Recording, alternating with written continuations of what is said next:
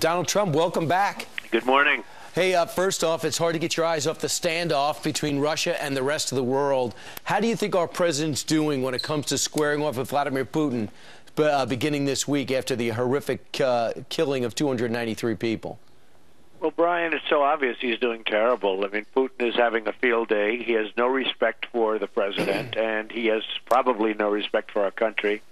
And it's got to change, and it's got to change rapidly. He's doing things that you just wouldn't do, but he has zero respect for the country. Now, I have to say that with that being said, Europe is doing nothing either, and it affects them far greater than it affects us. I mean, they're there, and Europe is doing absolutely nothing. Now, you could also say, why is the president getting Europe to act? And, you know, he's holding them hostage, Putin, by with the oil and gas. And they are really in a position where, you know, when you look at Germany, they're doing zero. When you look at other countries in Europe, they're doing zero, and we're doing everything.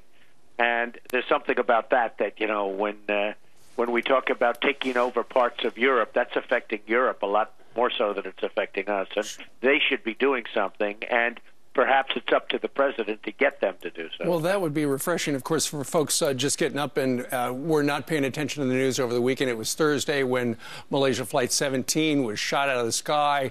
And they've been covering their tracks. It looks like, you know, we've seen the evidence that they took the missile launcher back to Russia. It was Putin's equipment and apparently Putin's rebels. There's chaos at the crash sites.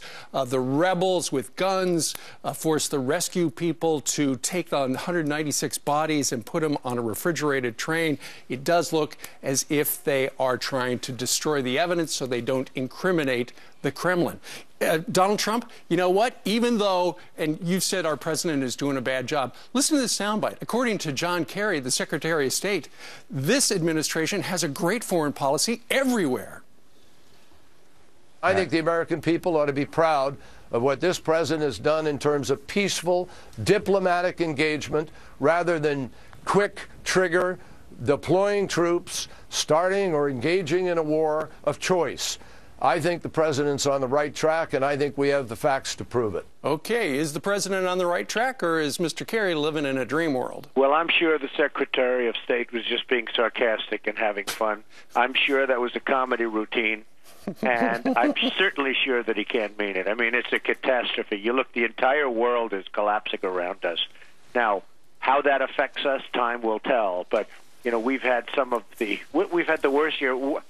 From every single standpoint, we have had the worst couple of years ever in the history of this country relative to the world. So, I mean, I'm sure that he's kidding and does not mean it. So, I would imagine, Elizabeth, that today he'll issue a statement saying, I was only joking. There you go. Or perhaps this week he'd head to Hollywood. That's on his schedule. I mean, during a time of crisis like this, we know where we can find him fundraising for the Democratic Party. I mean, in the past 6 years, he's attended 395 fundraising events. For 2014 alone, he's averaging a fundraiser about every 6 days. I mean, during this time, with all that's going on, and you listed some of the crisis factors there, should he be doing this? I mean, on days like Benghazi, he was in Las Vegas the next day in 2012. You know, you look down at the border, invited to go see what's happening there with thousands and thousands of illegals crossing in here, some of which are gang members, and he doesn't get there.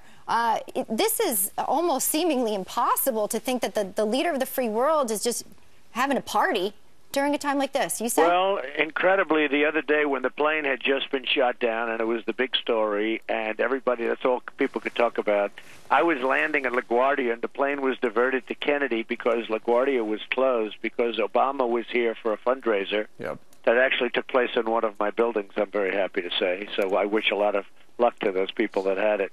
But it was a fundraiser. The city was in total bedlam. You couldn't get in, you couldn't get out. The streets were closed, the streets were blocked, and everybody was angry. And then they found out that Obama was here for a fundraiser. He actually gave 2 fundraisers. And it's just crazy. I mean, who would give a fundraiser the day the plane was shot down? It's unbelievable, and he gave 2. But I want to tell you, the city was in gridlock. The airport was closed, and all over a fundraiser. Interestingly, he raised $1 million. And it cost anywhere from $6 to $10 million. So you think they could make a deal with the government where the government would say, look, we'll give you 2, just stay home. Well, it would, because it's just terrible. that costs us $6 million, and it gives the Democratic Party $1 million.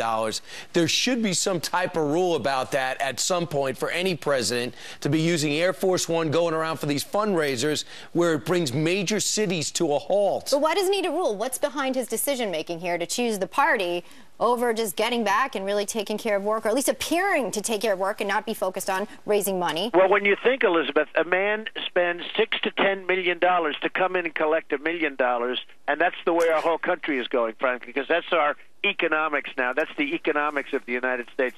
It's a shame, and it shouldn't be allowed. Well, it's just the way the rules are written. But when you think about considering all the fundraisers, it does look right now like our foreign policy is speak softly and carry a big golf club, because if he's not fundraising, he's golfing. He golfed this weekend. Speaking of golfing, you've got a whole bunch of golf courses as part of the Trump empire. And tell us about that brand new hotel down in Washington, D.C. Well, the old post office is probably the best location in Washington, right between the White House and Congress on Pennsylvania Avenue, and it's been a long process where the government was essentially selling it, and there were over 100 bidders, and they broke it down to 10, and about 2 years ago I won it, and we start construction of one of the great hotels of the world. I think it has a chance to be truly one of the great hotels of the world, located in Washington.